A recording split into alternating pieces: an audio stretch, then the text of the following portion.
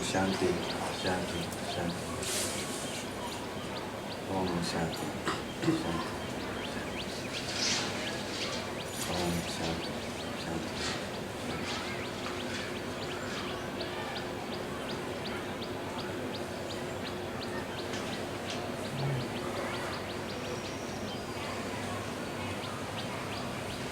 Welcome.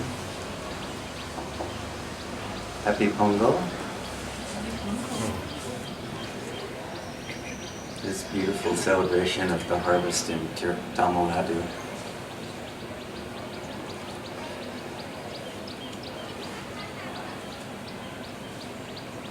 There's always such a beautiful lightness to the Tamil people on this day.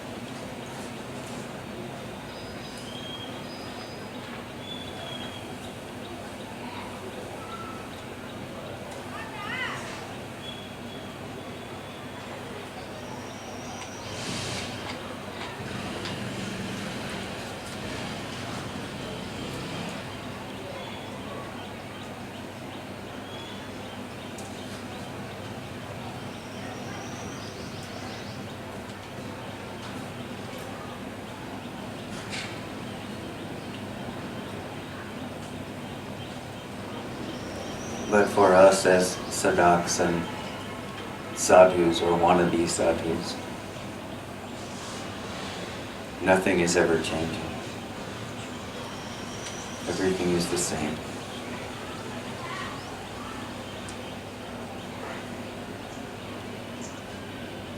This being, consciousness and bliss, which is your nature, is here always, eternally.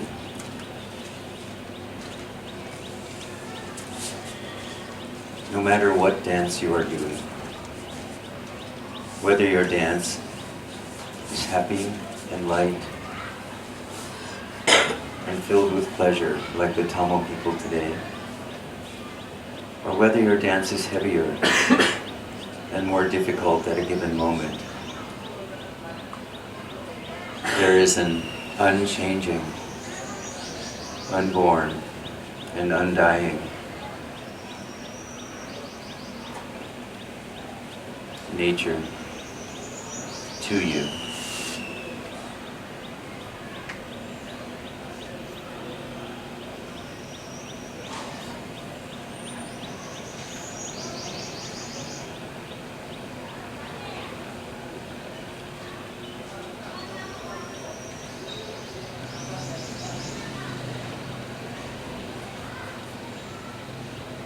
During the last few days,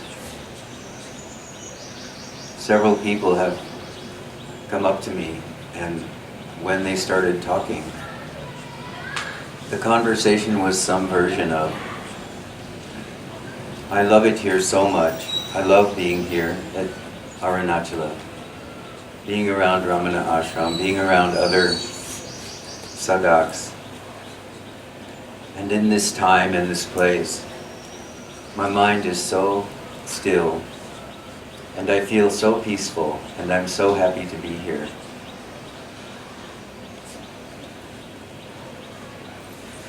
But I can't maintain this when I go home. When I'm in my own country, I'm disturbed by the mind. So I find myself lost and feeling alone.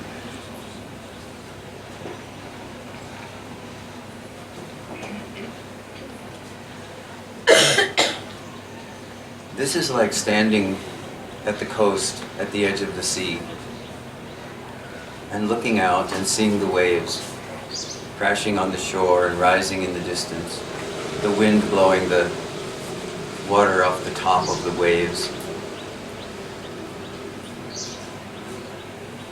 and never asking oneself, is this all there is? just this movement and motion. One person said to me the other day, coming here and going home is like being tossed from the top of a wave to the bottom of a trough, to the top of the wave, to the bottom of the trough. And I asked her, can you see what is not moving? I understand that your focus is on the wave.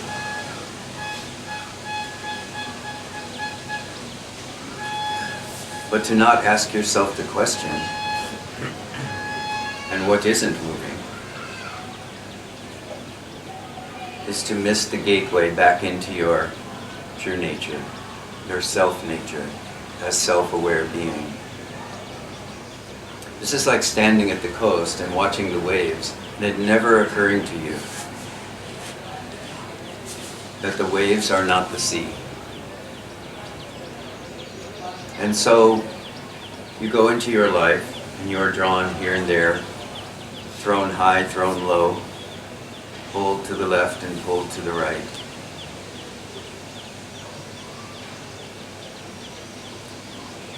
All the while longing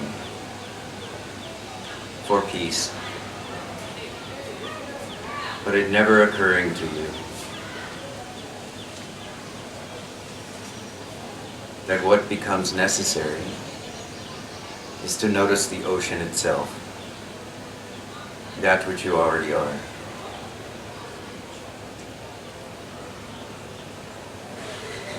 Someone once said, I don't know if it was Muji or if it was someone else that I was listening to or if it was somewhere further back,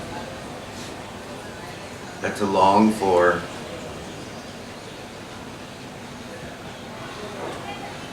this peace and this calmness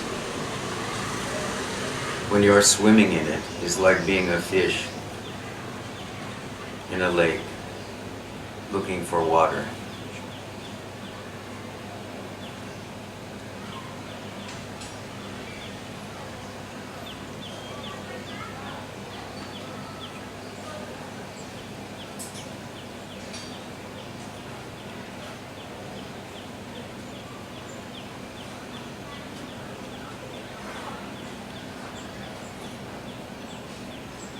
So if you have this kind of experience where things just seem to keep coming and going, rising and falling,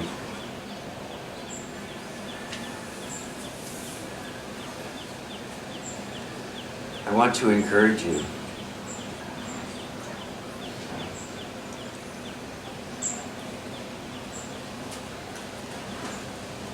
if you do nothing else,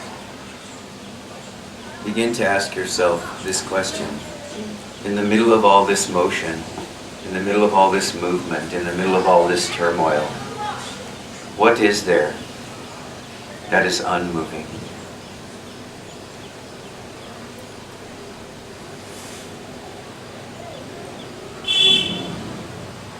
Another way you can look at this or approach this, if this doesn't suit you, is you can begin to notice that everything that you are experiencing in body, mind, and world is rising in the vast space of your own awareness, recognizing that without your awareness, this awareness which you are, is not really even yours. Nothing is knowable.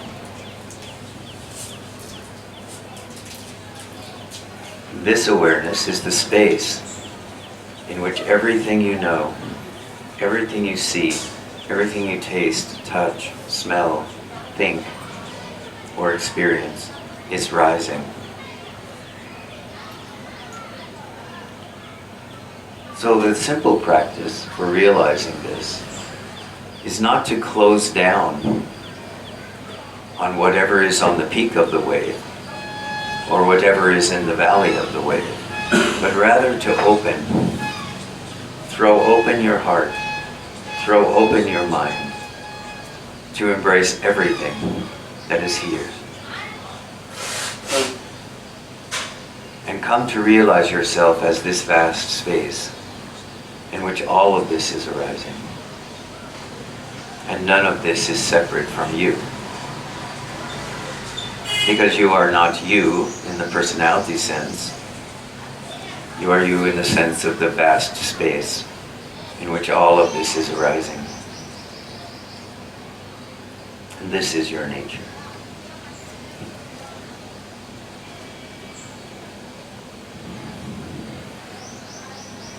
Most of us, when we experience something, especially if it's pleasurable, we really focus in on it. Oh, I want this. I want to keep this. This is how I want it to be all the time. This blissful state that I'm experiencing, I want to keep it. I don't want it ever to go. And of course, as soon as we do that, it's gone. You may have noticed this. You feel some peace and some calm for a moment in your life or your meditation, or just in your day, noticing the sea or the sky, or a tree or a bird, or a child. And as soon as that grasping comes and you say to yourself, you hear it in your mind, oh, this is so sweet, so delicious. I want this state to stay. Immediately, it is swept away. This is an indicator of what I'm talking about here now.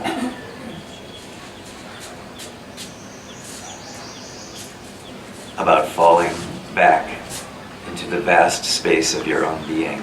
At that moment that you feel yourself start to grasp, there can be this impression that you are falling back into space, rather than grasping at the object, rather than grasping at the pleasure, the person, the circumstances, the place, rather to open to everything in which this pleasure is rising.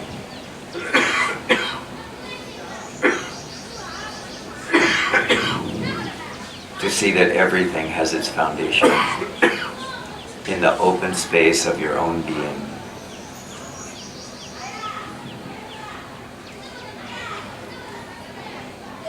And if there is a limiting factor at all, it is this tendency to close, to resist, to react to whatever is here.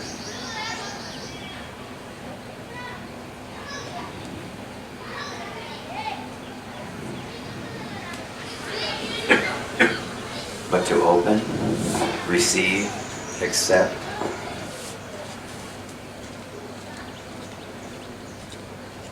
is to begin to understand something about the vast space of your own being, which is not limited by this body, this mind,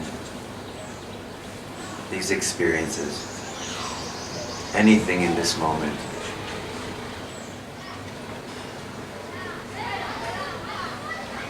You are that which is aware, as pure being. Everything else is the dance of life itself. Knowing this, you simply get in step with it. Whatever dance is happening in this moment, you step with it.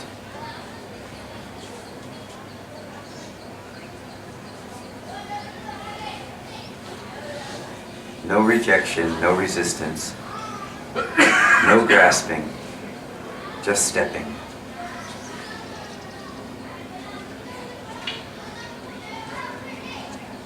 Listening to the music of your own being as I.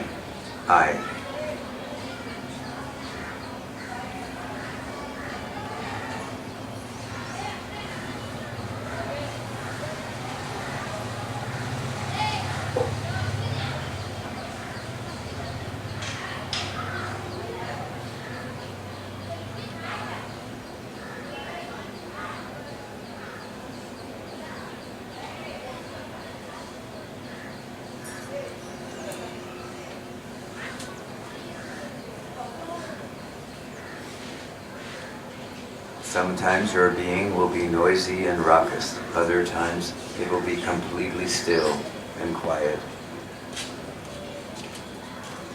But by not having attachment to whether you are on the peak or in the valley, Eventually you come to fall into the silence of the deep ocean, the sea which is supporting all of the activity of body, mind, and world. And you come to know that you are that.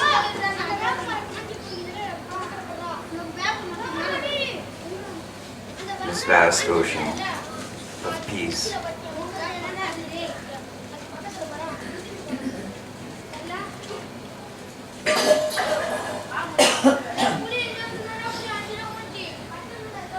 And of course, Tiruvannamalai, Arunachala, Satsang, this community that we are here, makes it very easy in some way, at least for a brief period of time while you're in Satsang, for you to experience yourself as this deep, vast awareness. So while you're here, enjoy yourself, but remember, you're not here on vacation. Make this experience of deep knowing something about who you are through the grace of the mountain, the grace of the community, the grace of the teaching, Bhagavan's grace, the grace of all the great sages who have been here and are here.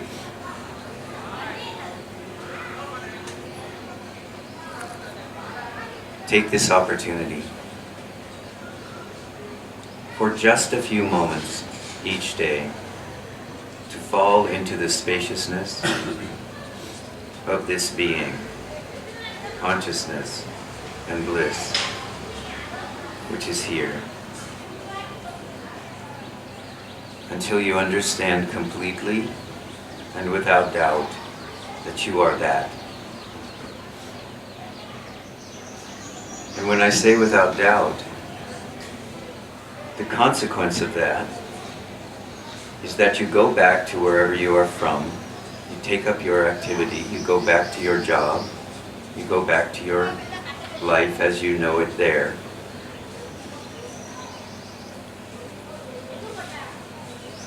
And even if some disturbance comes to the mind, or some disturbance comes in the world, or at the office, or at the store, or wherever you are, some disturbance comes in your country, or in the world, you no longer lose touch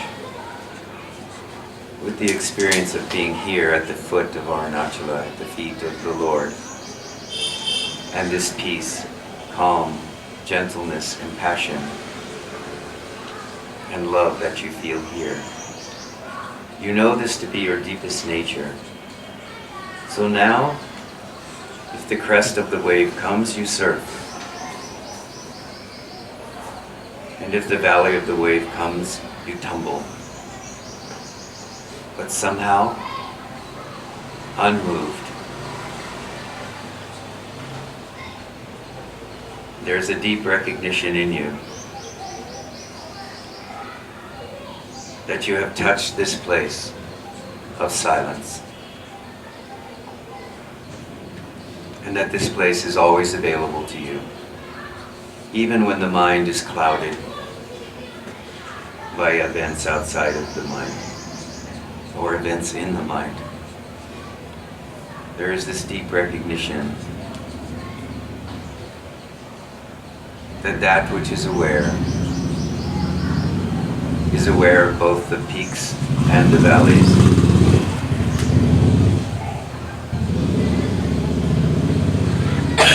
But always remembers, I am ocean.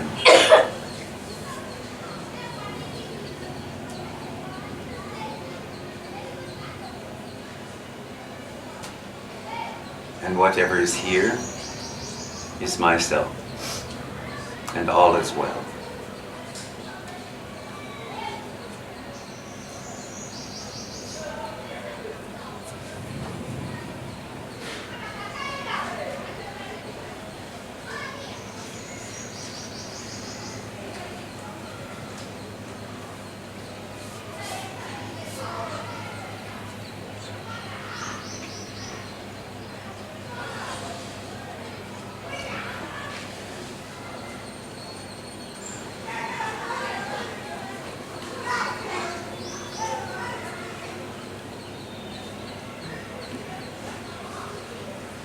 That which is here with you now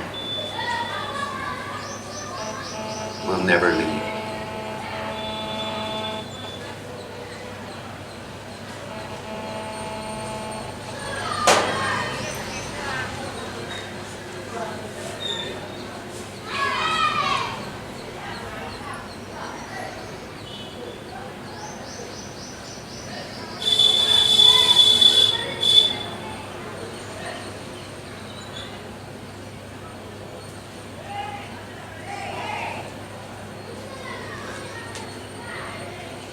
Only those things which rise and fall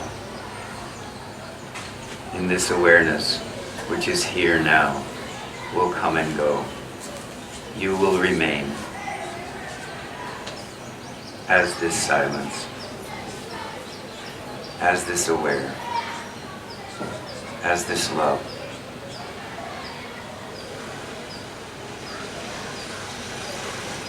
This cannot be touched or harmed by whatever experience is happening in body, mind, or world.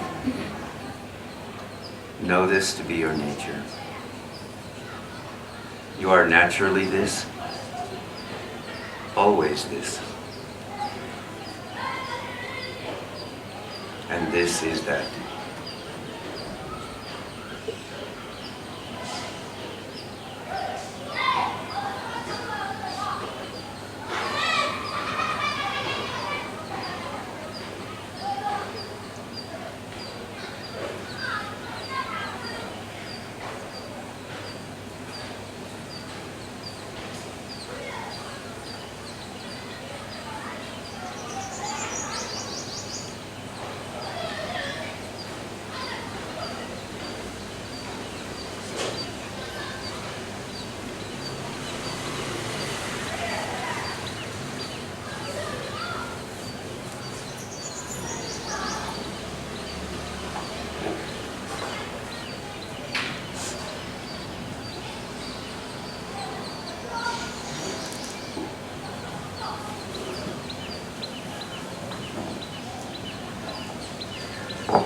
So, who has something today? Anyone?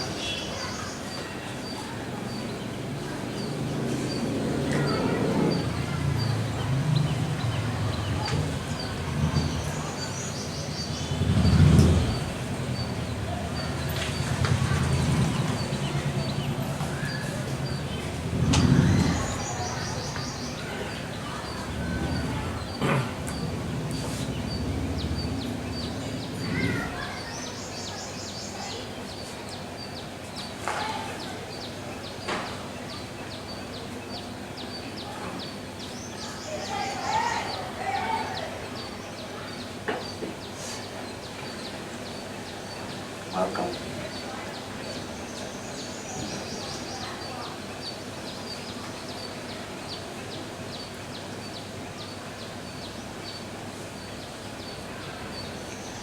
Now you can put this burden down.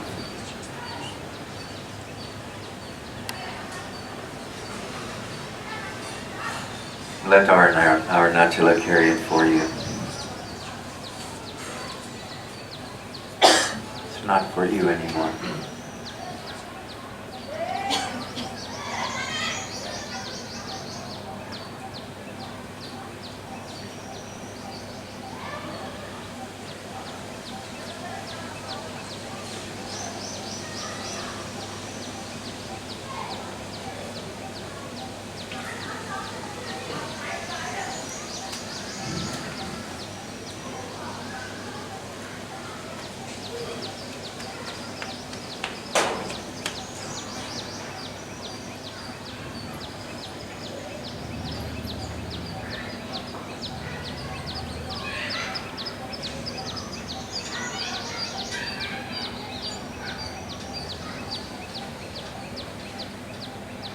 This is one of the great secrets to our recognition of ourself as spacious awareness or the ocean of being, is that we are always willing to both stand in what is here now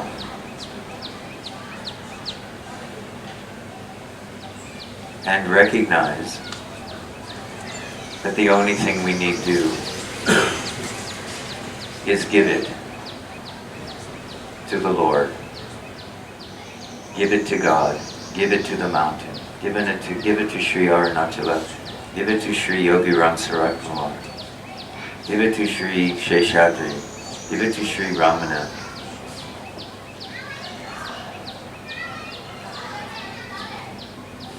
These great sages and these great saints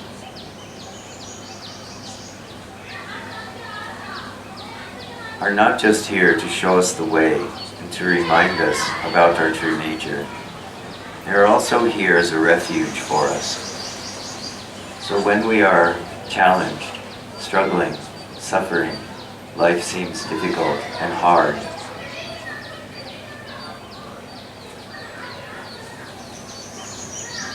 we can put all of this at the feet of Arunachala, of Ramana, of Sheshadri, of Yogi Ram Sarat Kumar, of Ananda Moima. We can give this difficulty to the sages.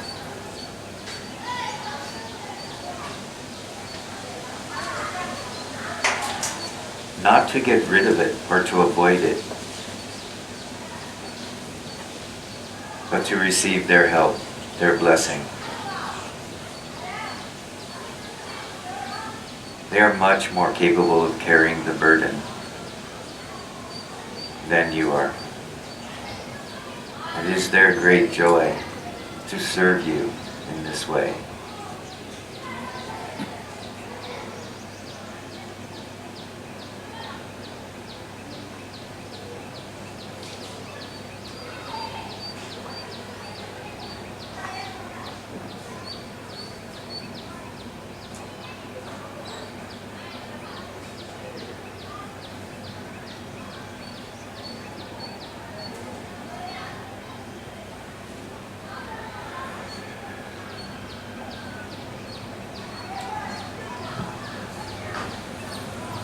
Thank you for your beautiful teaching. And it's wonderful to be here again. It's wonderful to see you again. I was thinking when you were speaking of all the positive things about being in Tiru, but also the negative things, like the poverty, the noise, the dirt, pollution, etc. And I was thinking how that those two things themselves are an expression of the teaching that you were talking about. Yes, peak and valley. And embracing both of those allows for the deepening that you were speaking so beautifully. Yes. Our ability to carry it all is the spaciousness I'm talking about, right?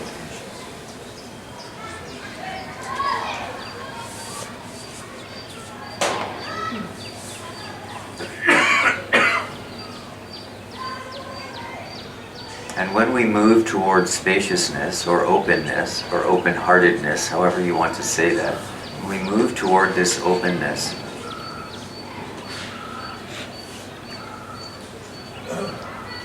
toward this recognition of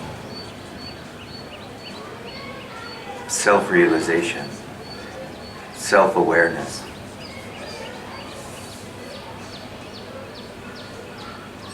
the embracing of all that is on both sides of the duality happens quite naturally. There's no one needing to do it, but something may get done. So if we come and we embrace, we see something that reflects the valley, we may step into that in some way, naturally. We may offer some help. We may do something. We may want to find a way to reduce the pollution. We do this by reducing the pollution in our own mind first. Then any effort we make, as you have seen, many of you have been here for many years, you've seen the whole greening up of the hill. This has all happened because people came. They recognized that the hill had been, its sacred forest had been stripped away. food and shelter and so on, but without regard for anything but the immediate need of the moment of a particular individual. And when this was recognized, there was a natural movement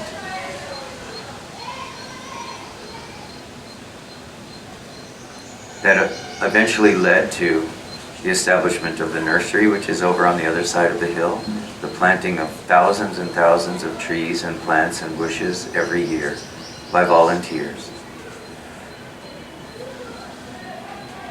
And this is completely compatible with the recognition of oneself as space. Because in this activity, there's no doer. There's just what needs to happen, happening.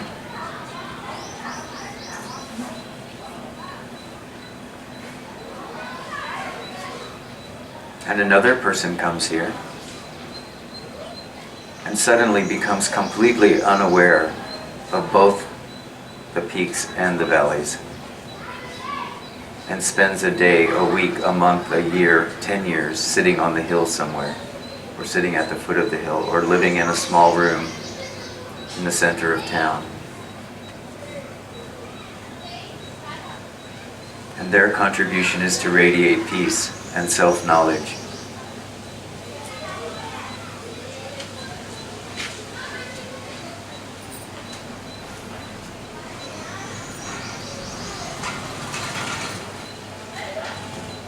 Both are aspects of the Lila, the divine play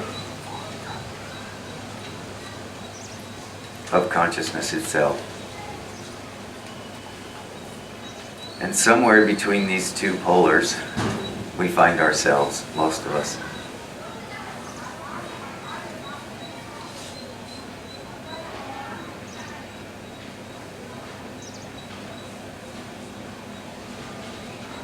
But no matter where we find ourselves at any given moment,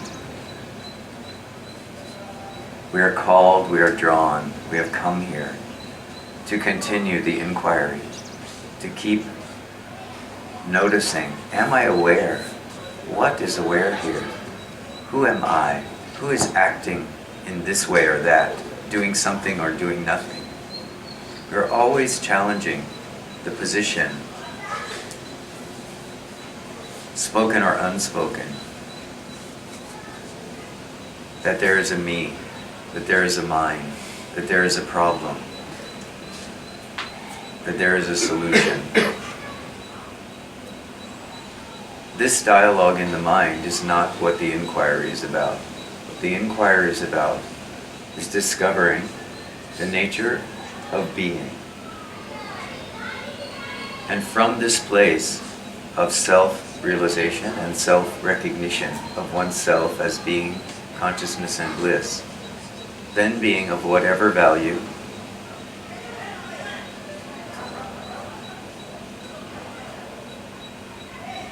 playing whatever role we're asked to play at this moment, here, now. All the while recognizing this is life itself, playing, dancing. And there is no need of me, but I will dance if I'm called to do so. But now I will dance as I. Freedom itself. Without a goal, without an expectation, without a need to achieve anything.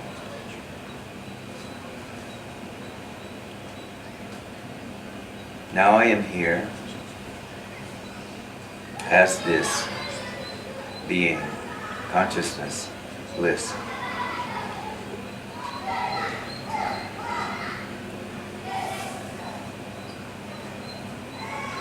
Now this dance is going on, but I cannot find the dancer, only the dance.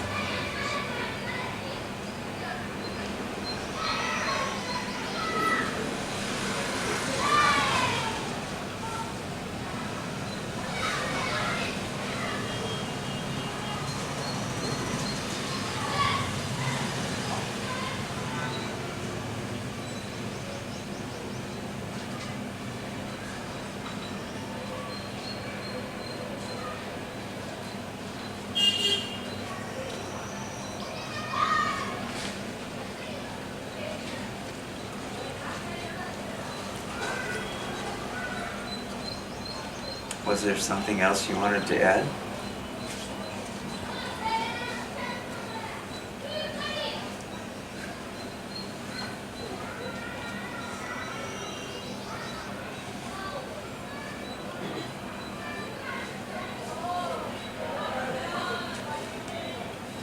Welcome back.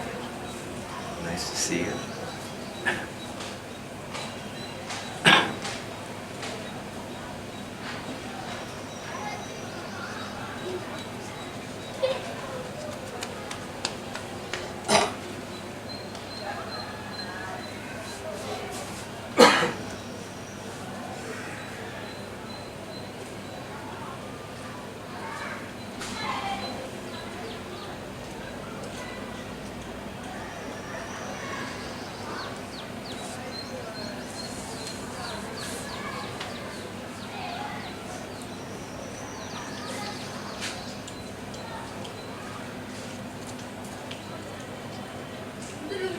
Someone said to me the other day they weren't sure whether they should walk up to this body on the street, and then because what happened was they walked up to me and something just like, even hardly before hello, there was just this outpouring of what was there for them at that moment, and then there was some embarrassment about, oh, I just came up and vomited all over the place.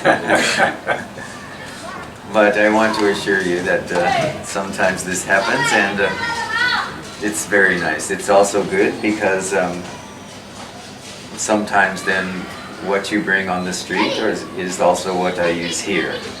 You may have noticed. So you may find yourself being referred to. I won't out you, but I might refer to our conversation. So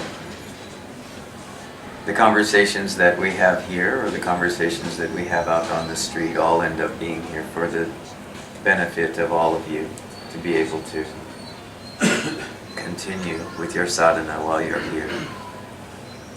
So don't be afraid if you see me in the ashram or on the street to stop and express what's here for you now. Sometimes in satsang, things don't come so easily. Sometimes we come and there's enough peace and enough gentleness, and we are able to let go. That there doesn't seem to be a question, but then as soon as we step out on the street, we say, oh, I should have asked that. I needed to ask that. However it happens for you, it's fine. Don't worry.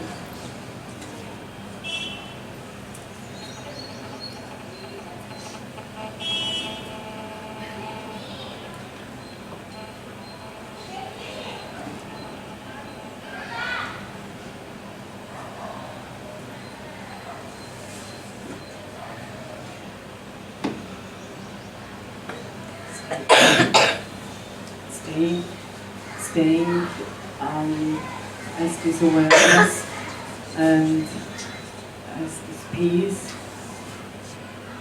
doesn't have many words. No. And there is this very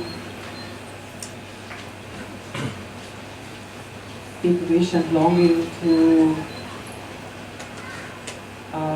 connect also to always speak just from that space. And there is, I can see very clearly this very big vasana to wanting to connect and to be loved by other people. Yes. And so I am quite frustrated because I am stepping into my story in order to connect with others. I'm so bored. You're so bored. I'm so bored. Yes, so are we. Yes.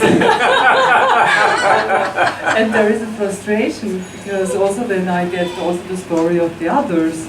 And we all know then the others are probably bored and I am bored. And there is this very deep longing to always speak just from this and always to speak only from true place.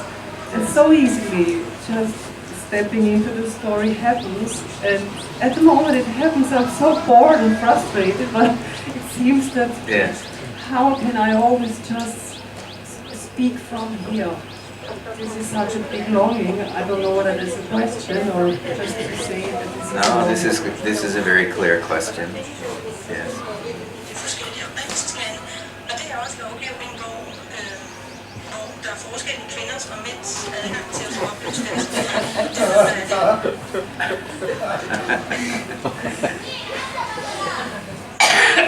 Sorry.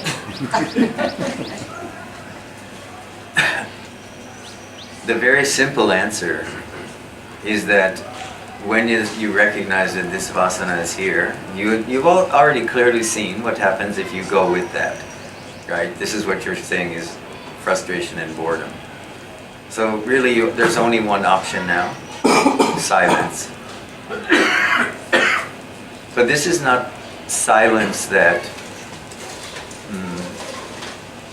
prevents you from hearing someone else's story. This is the silence that you inhabit, that inhabits this body-mind, while someone else tells their story, and knowing clearly that there is no interest in the story, but there is still compassion for the storyteller. Whether the storyteller is this one or someone else. But for this one, you must keep quiet. On the other side of what you're expressing as frustration and boredom is the silence which you are not fully embodying at the moment. But if you know it's there, and when it's possible for you, you keep this silence. In other words, you don't go and spread your story around. You know that there's no satisfaction in that, but the tendency is still there. The momentum of this vasana, this tendency is still there. So now you must employ some restraint, right? It's easier to keep the mouth closed than the mind when these vasanas are coming, but nonetheless, this is your task, is to apply some effort in the direction of, at least in the beginning, not speaking about this story. First you do it by not speaking it to the people you meet. You're simply there. You can look and see behind the inability to sit quietly, to stand quietly in the presence of another and not speak your story, is a fear. This fear is just a cultural fear mostly. A lot of it has to do around with the fear of being rude, of being unavailable, of seeming distant, of seeming cold. These are all cultural story that has a certain momentum to it. But the more you're able to practice this willingness, initially it's just a willingness, but this willingness and to sustain it, support it, that you are not going to speak this story of me anymore, or as little as possible. Then this vasana weakens, and the silence which is behind it begins to strengthen. So you begin in this way. Inside the mind, feeling this frustration. What was the other word you used? Boredom?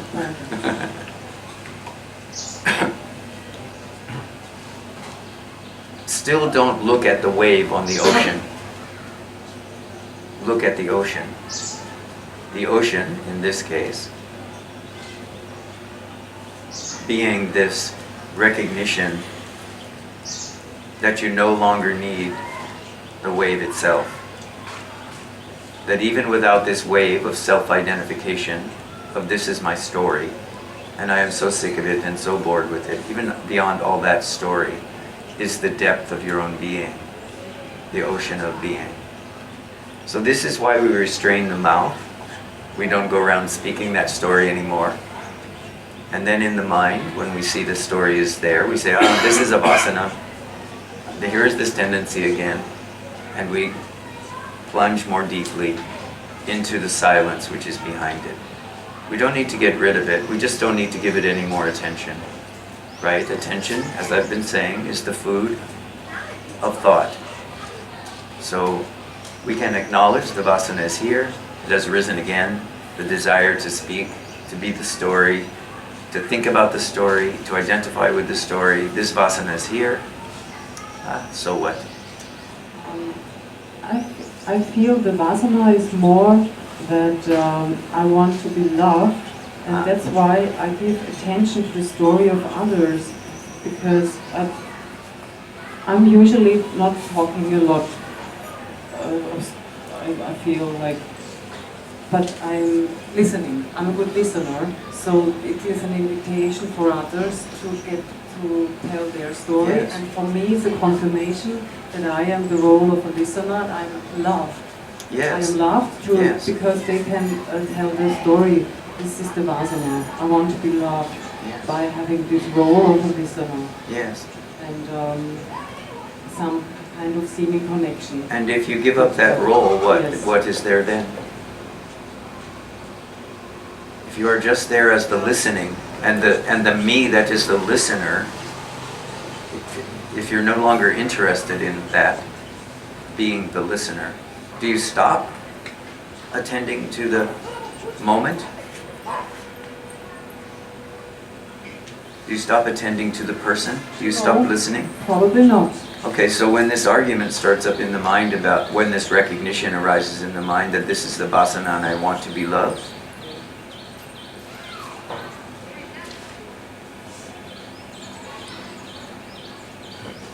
change it just a bit. Now instead of I want to be loved, so I'm listening, now it is I want to love. So I am listening. So some listening is happening. So love is listening. So love is listening. Yes. It is the nature of love to love. The only difficulty you're experiencing is that you are inserting I in the natural loving that is wanting to happen.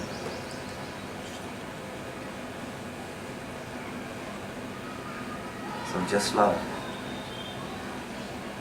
And what you may find is that in this loving presence, which now there is a recognition that this loving presence is here and it is listening, there will be enough silence that the silence will speak. Now I don't need to speak, I don't need to help, I don't need to do something, I don't need to correct something, solve a problem. Now silence speaks. Why? Because it is in the nature of love to love. This love is devoid of I. This is not the love that says, I want you, I want to help you, I want something from you. This is the love that says, love is loving. And this is it. Your commitment is to love, not to I getting love.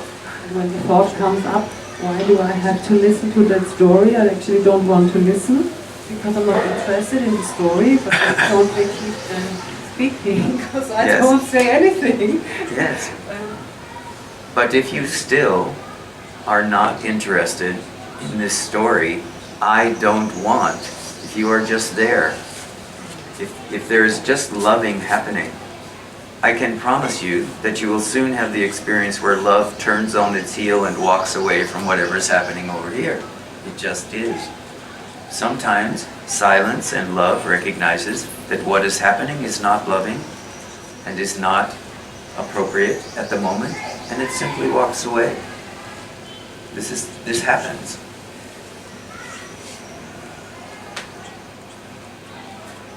In this case, one can say, this is not entirely true, but one could even say in this case, what is happening is the self-loving nature of love has made a new choice.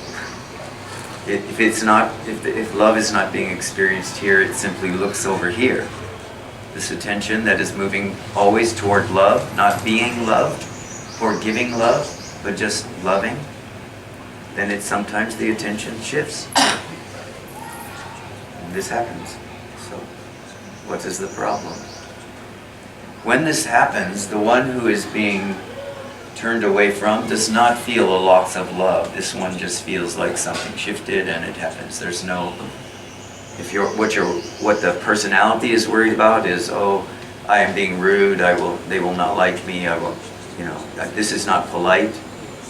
Experience says this is not the case. That when love is present and love is there and love recognizes itself, it always turns toward itself. And sometimes that takes us out of a conversation, quite naturally. Not leaving because of me, or I don't want this, or I don't like it, or I want to reject it. Just I am loving continuously. Love just wants to love. So it loves in the way it loves, and sometimes that is by walking away. The one who's walked away from does not feel a lack of love in that situation. They simply feel as though something has changed.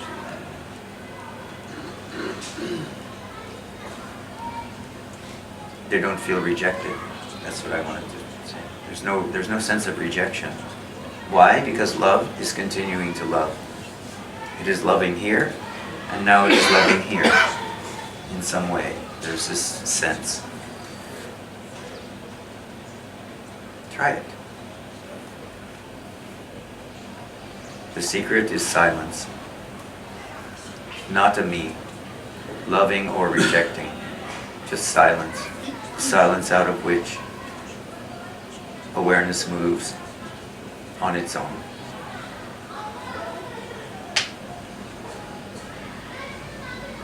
You have to give up control to do this, by the way.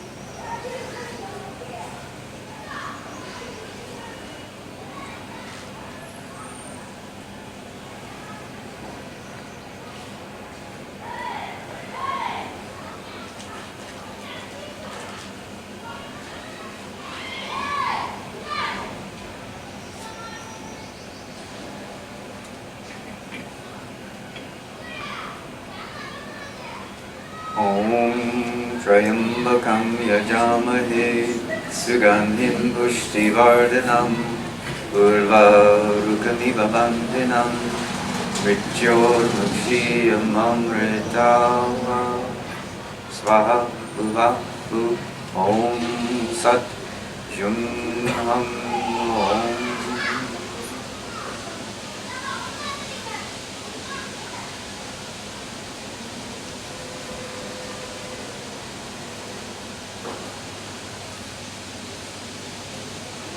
Namaskar.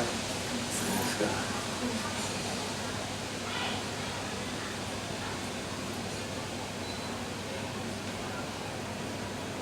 Namaskar.